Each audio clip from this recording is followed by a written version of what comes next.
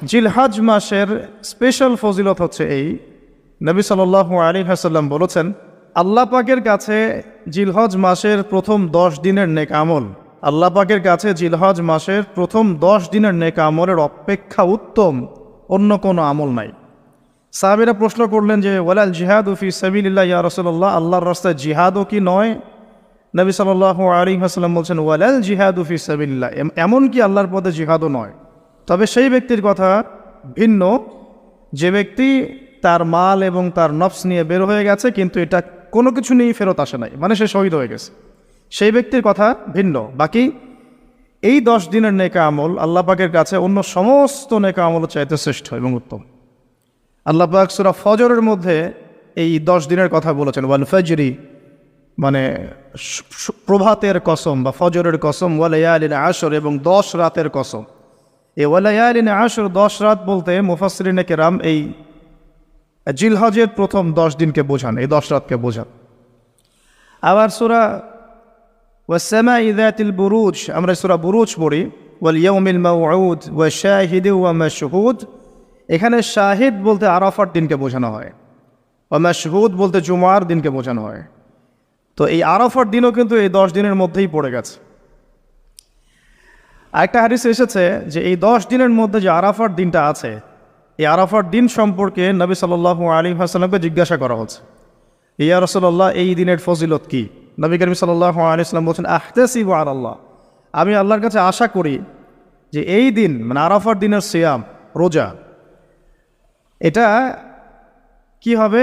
কাফারা মানে মাফের কারণ হবে, গুনাহ মাফের মোচনের কারণ হবে, সানাতাল্লাতি ক্বাবলা ওয়া সানাতাল্লাতি বাদা, মানে বিগত 1 বছরের আগামী 1 বছরের 2 বছরের গুনাহ মাফের কারণ হবে একটা রোজা আরাফার সাওম। মাশাআল্লাহ, সুবহানাল্লাহ।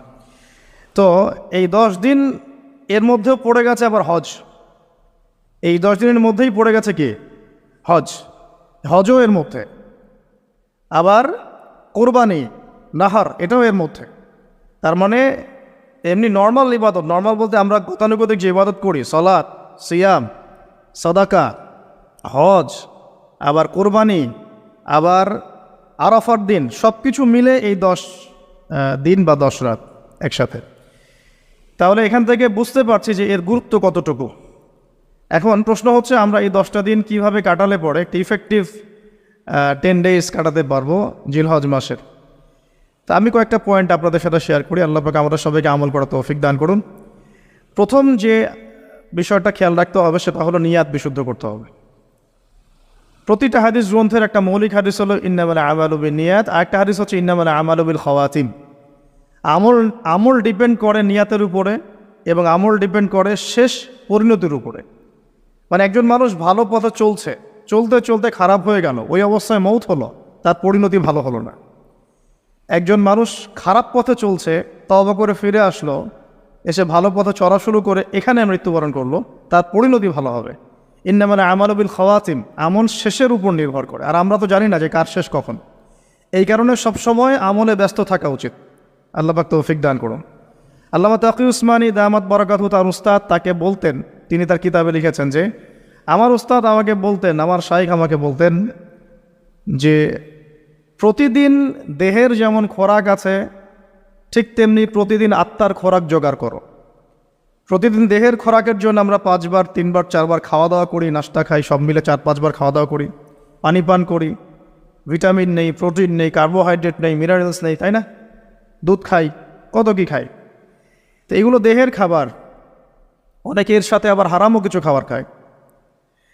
আর রুহের খাবার, প্রতিদিন রুহের খাবার জোগাড় করো। তিনি বলছেন এভাবে যে অন্তত একটা সময় নামাজের পরে, ফজরের পরে বা মাগরিবের পরে বা আসরের পরে কিছুক্ষণ ধীর স্থিরভাবে নীরবে বসে থাকো, আল্লাহর জিকির করতে থাকো, কোরআন তেলাওয়াত করতে থাকো, তাসবিহ তাহলিল করতে থাকো, আল্লাহর কাছে দোয়া করতে থাকো, হোক শেষ রাতে বা ফজরের পর বা মাগরিবের পর বা ইশার পর, আপনার সুবিধা মতো সময়। ফজরের পর করতে পারলে বেশি ভালো হয়, শেষ রাত্রে করতে পারলে বেশি ভালো হয়। তো তার উস্তাদ তাকে বলতেন এটা হলো আত্মার খোরাক, এর মধ্য দিয়ে আমরা আত্মার খাবার পাই। আত্মা অসুস্থ হয়ে গেলে দেহ সুস্থ থাকে না।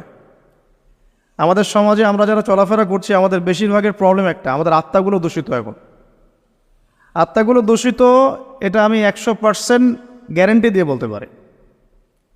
আত্মা দূষিত না হলে আমাদের চোখের হেফাজত করা সহজ হতো, আত্মা দূষিত না হলে আমাদেরকে সলাতে আসতে এত বেগ পেতে হতো না, আত্মা দূষিত না হলে সদাকা জাকাত দিতে মনের মধ্যে এত কণ্ঠতা, কি বলবো, এত মানে কনজাস্টেড ভাবনা চিন্তা আসতো না। আত্মা দূষিত না হলে কিন্তু আমরা আল্লাহ পাকের বিধান পালনে এত যুক্তি বিজ্ঞান দর্শন খুঁজতাম না। মানে আমাদের আত্মা কিন্তু অলরেডি করাপ্টেড। তো এটা নিজের বিবেকের সাথে প্রশ্ন করলেই পাওয়া যাবে আয়নার সামনে দাঁড়ালে। তো এই আত্মা এখন বিশুদ্ধ করার জন্য আল্লাহ পাকে মৌসুমগুলো দিয়েছে। এই 10 দিন আমরা প্রথম যে কাজটা করতে পারি সেটা হলো নিয়াতটা বিশুদ্ধ করা হয়, যে আমি প্রত্যেকটা কাজ আল্লাহ পাকের সন্তুষ্টির জন্য করছি। এর আগে যারা দিনের পথে চলেছেন, কাজ করেছেন, শ্রম দিয়েছেন, দায়ী ছিলেন, মুহাদ্দিস, মুফতি, মুজাহিদ তারা ছিলেন, তারা একটা বিষয় খুব খেয়াল রাখতেন। অনেকগুলো কিতাব পড়াশোনা করে এই জিনিসটা আমি পেয়েছি, অনেকগুলো কিতাবই আছে, যে তারা যে কোনো কাজ করার আগে একটু ধীরস্থিরভাবে বসতেন বা 1 মিনিট একটু চিন্তা করতেন, আগে নিয়াতটা খালাস করতেন, আমি এই কাজটা আল্লাহর জন্য করছি। আমরা ব্যস্ততার সাথে অনেক সময় চলাফেরা করে এই নিয়াতটা খালাস করার সময় পাই না।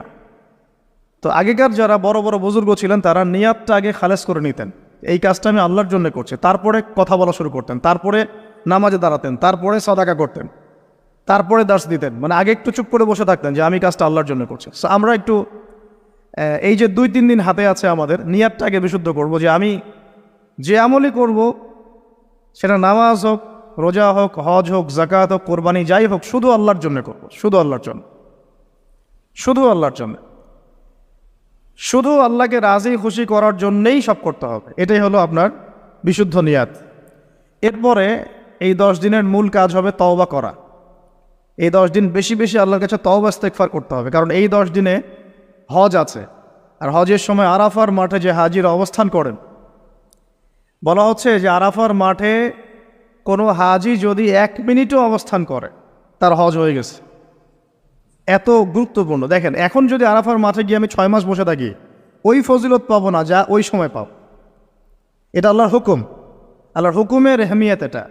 এখন যদি আমি আপনি আরাফার মাঠে বসে থাকি সারাদিন সারা রাত, ওই ফজিলত পাবো না যেটা হজের সময় পাওয়া যাচ্ছে। হজের মাঠে, আরাফার মাঠে যত হাজিরা আসবে, লক্ষ লক্ষ হাজি, তাদেরকে উদ্দেশ্য করে আল্লাহ পাক বলেন, ফেরেশতাদেরকে বলেন, দেখো আমার বান্দারা কি চায়, দেখো ওরা উস্কো খুস্কো চুল নিয়ে এসেছে, ধুলো মলিন হয়ে এসেছে। আরেকটা জায়গা আছে যে ওই দিন আল্লাহ রাব্বুল আলামিন এত অধিক সংখ্যক বান্দাকে জাহান্নাম থেকে মুক্তি দেন যেটা আর কখনো দেন না, এবং ওই দিন শয়তান নিরাশ হয়ে পড়ে। তাহলে এই 10 দিনে আমরা যারা যেতে পারছি না হজে, আমাদের কাজটা তাদের সাথে একাত্মতা পোষণ করে তওবা করতে থাক। মানে ইউনিটিটা কেন? যেমন ধরুন একটা হাদিস বলি যে আরাফার জিলহজ মাসের চাঁদ ওঠার আগেই যারা কুরবানি করতে সক্ষম, আমরা যারা কুরবানি করতে চাই, তাদেরকে নখ, চুল এগুলো কাটতে নিষেধ করা হয়, তাই না? চাঁদ উঠে গেলে নখ, চুল এগুলো কাটতে নিষেধ করা হয়, এটা হাদিসেই আছে। আর এর আগে কেটে ফেলতে বলা হয়, যে নখটা আগে কেটে ফেলেন, চুলটা আগে কেটে ফেলেন, দাড়ি আবার কাটতে যায় না, নখ আর চুল। তাতে কি হবে, আমরাও একটা, ওই যে যারা আমরা মানে হজ করতে যেতে পারি নাই, তাদের সাথে আমাদের একটা একাত্মতা হলো। কিন্তু তারাও যেমন এগুলোকে স্যাক্রিফাইস করলেন, আমরা আমাদের জায়গা থেকে স্যাক্রিফাইস করলাম এবং এই নেকিটা পেলাম, একটা কুরবানি নেকি পেয়ে গেলাম ইনশাআল্লাহ। কিন্তু আমি কিন্তু ওখানে গিয়ে কুরবানি করতে পারি নাই, তাহলে সারা মুসলিম বিশ্বের সাথে একটা একাত্মতা পোষণ করা হলো, ইউনিটি দেখা হচ্ছে এখানে। তো এই জিনিসটাই ওখানে তারা তওবা করেন, আমরা এই সারা এই 10টা দিন 10টা রাত তওবা ইস্তেগফার করতে থাকবো। আল্লাহ পাক তৌফিক দান করেন। আমি কমপক্ষে দিনে 100 বার আস্তাগফিরুল্লাহ ওয়া আতুবু ইলাইহি এটা বলা উচিত। এরপর একটা বললাম নিয়াত, এরপরে তওবা। এরপরের কাজটা হচ্ছে, বলে ফেলেছি অলরেডি, যে আমাদের চুল নখ যেগুলো আছে এই 2-3 দিনের মধ্যে কেটে ফেলবেন। আগামী সোমবারে কিন্তু শুরু হচ্ছে আমাদের, তাই না? আগামী সোমবারে প্রথম জিলহজ শুরু হচ্ছে আর কি। তাহলে যদি সওম রাখতে চান তাহলে রবিবার রাতে সাহারি খেতে হবে। তো চুল নখ এগুলো যা যা আছে অন্য জায়গার পশম, এগুলো উঠিয়ে ফেলতে হবে, কামিয়ে ফেলতে হবে। ইনশাআল্লাহ একটা কুরবানি নেকি পাওয়া যাবে ইনশাআল্লাহ, অল্প একটু আমল করবে। আর 4 নম্বর কাজটা হচ্ছে, এই 10টা দিন একটা ট্রেনিং সেশনের মতো নিয়ে নেই 10 দিন 5 ওয়াক্ত নামাজটা জামাতে পড়ার চেষ্টা করি ইনশাআল্লাহ। আর যদি কোনো কারণে মিস হয়েও যায়, বাসায় টাইম টু দ্য টাইম পড়তে, অন দ্য টাইম পড়তে হবে, একদম টাইমের মধ্যে, ওয়াক্তের মধ্যে। কোনো কারণে মিস হতে পারে, স্বাভাবিক, মানুষ বিভিন্ন সফরে থাকতে পারেন, প্রতিবন্ধকতা থাকতে পারে, কিন্তু বাসায় পড়লেও ওয়াক্ত মতো পড়ে ফেলতে হবে। মানে এই 10 দিন ট্রেনিং হবে নামাজের, কারণ এই 10 দিনের যে আমলগুলো, এর মধ্যে কিন্তু নামাজ অন্যতম একটা গুরুত্বপূর্ণ আমল। দেখুন, যার নামাজ নাই তার কিন্তু ইসলাম নাই, বাকি আমল অনেক পরের কথা। যার নামাজ নাই তার সাথে ইসলামের কোনো সম্পর্ক নাই। মান তারাকা সালাতান মুতাআম্মিদান ফাকাদ কাফার, কেউ যদি ইচ্ছাকৃতভাবে তার উপর অর্পিত ফরজ নামাজকে ছেড়ে দেয়, সে কাফের হয়ে গেল। এটাই সবচেয়ে স্ট্রং ফতোয়া, সবচেয়ে মানে সহজ এবং নরম ফতোয়া দিয়েছেন ইমামে আজম আবু হানিফা রাহিমাহুল্লাহ। তার ফতোয়া সবচেয়ে নরম, বাকিদের আরও অনেক কঠিন। তিনি বলেছেন যে তাকে 3 দিন বা 7 দিন জেলখানায় বন্দি করে রাখতে হবে। যতক্ষণ পর্যন্ত না সে তওবা করে ততক্ষণ জেলখানায় থাকবে। তাকে প্রথমে 3 দিন 7 দিন সময় দিবে, তওবা করে ফিরে আসে কিনা। তওবা করে ফিরে না আসলে ওকে ওখানে রেখে দিবে, তওবা করে ফিরে আসলে ছেড়ে দাও। এ নরম ফতোয়া না এটা। অন্য ইমামদের ফতোয়া হচ্ছে ফাকাদ কাফার, সে ব্যক্তি কুফরি করেছে। এখন 10 দিনের অনেক আমলের কথা আমরা বলবো হয়তো বা সামনে, কিন্তু মূল আমলটা কি ভাই? নিয়াত বিশুদ্ধ করে তওবা করতে থাকা, নামাজটা শক্ত করে ধরা। আল্লাহ পাক সবাইকে নামাজ ধরার তৌফিক দান করুন। এবং ফরজ নামাজের সাথে 17 রাকাত ফরজ নামাজের সাথে বেতর পড়বেন 3 রাকাত। আর চেষ্টা করবেন যে 12 রাকাত এক্সট্রা নামাজ পড়ার জন্য। 12 রাকাত এক্সট্রা নামাজ মানে ফজরের আগে 2, জোহরের আগে 4 এবং পরে 2, মাগরিবের পরে 2, এশার পরে 2। এই যে 12, এটা যে ব্যক্তি পড়বে তার জন্য জান্নাতে একটা করে ঘর তৈরি করা হয়। তো এই আমলের মৌসুমটা কাজে লাগাই। এর প্রত্যেকটা দিন, প্রত্যেকটা রাত কিন্তু গুরুত্বপূর্ণ। তো নামাজটা আমরা খুব ভালো করে ধরার চেষ্টা করব এবং 12 রাকাত এক্সট্রা নামাজ পড়ার চেষ্টা করবো ইনশাআল্লাহ। আল্লাহ পাক তৌফিক দান করে। আর যদি রাত্রে জাগতে পারি আরও ভালো হয়। ফজরের আগে যদি 1 ঘন্টা জাগতে পারি, ওই যে আমরা যেমন লাইলাতুল কদরে তালাশ করার জন্য জাগতাম, শেষ দশকে ইতিকাফ করতাম, সেভাবে শেষ রাতে ওঠার চেষ্টা করি। আল্লাহ পাক আমাদের সবাইকে তৌফিক দান করুন, আমিন। এবং এই সময় বেশি বেশি দোয়া করা উচিত, বেশি বেশি জিকির করা উচিত, তাসবিহ তাহলিল করা উচিত, এবং বেশি বেশি সলাতের সেজদায় আল্লাহর কাছে নিজের চাওয়াগুলো পেশ করা উচিত।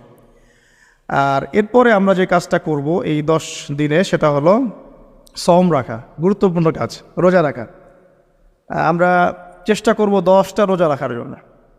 যদি না পারি অন্তত পক্ষে আরাফার সওম কবে, এটা নিয়ে একটা বিতর্ক সামনে আসছে আহলুল ফেসবুক ওয়াল জামায়াতের মধ্য দিয়ে। ঠিক আছে, 10 তারিখে রাখবেন না 9 তারিখে রাখবেন, এটা নিয়ে একটা বাহাস আবার সামনে আসবে। তা আমি আমার পক্ষ থেকে আপনাদেরকে একটা সলিউশন দেই যে আরাফার সওম 9 তারিখ। ঠিক আছে, আরাফার মাঠে যেদিন হাজিরা থাকবেন। অনেক কনফিউশন দেখতে পারেন, আপনি 2 দিনে রেখে দিবেন, ঝামেলা শেষ, কোনো সমস্যা। একটা রোজা রাখলে কি এমন হবে? আরও ভালো। আমরা তো ইয়াং, আমরা রাখতে পারবো ইনশাল্লাহ, না খেয়েও রাখতে পারবো ইনশাল্লাহ। পানি যদি নাও খেতে পারেন, 1 ঢোক পানি খেয়েছেন সাহারিতে, ওটা দিয়ে রোজা রাখা যাবে না ইনশাল্লাহ। তো আমরা পারবো। আমাদের মনের মধ্যে শয়তান কিছু দুর্বলতা সৃষ্টি করে। আল্লাহর পথে বেরিয়ে গেলেই দেখবেন শক্তি আল্লাহর পক্ষ থেকে আসছে। অনেক সময় অলসতা আসতে পারে, যে মনে হয় পারছি না, মনে হয় পারবো না। এইটা যখন নেমে যাবেন দেখবেন পারছেন ইনশাআল্লাহ। তো আমরা সহজ সমাধানে যাই, 2টা রোজে রাখবো ইনশাআল্লাহ। ঠিক আছে, কি হবে তাহলে? আগের 1 বছর, পরের 1 বছর, 2 বছরের গুনাহ মাফ হবে ইনশাআল্লাহ।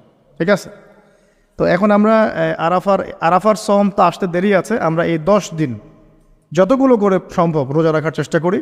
যেহেতু সোমবারেই শুরু হচ্ছে, সোমবার আবার রোজা রাখা কি সুন্নাহ। সোমবার একটা রাখতে পারি, আবার বৃহস্পতিবার একটা রাখতে পারি, 2টা হয়ে গেল। আবার আরাফার 2টা রাখতে পারি, 4টা হয়ে গেল। অন্তত 4টা 5টা রাখার চেষ্টা করি। আর যারা পারবেন 10টাই রাখার চেষ্টা করেন। আল্লাহ পাক তৌফিক দান করে নেবেন।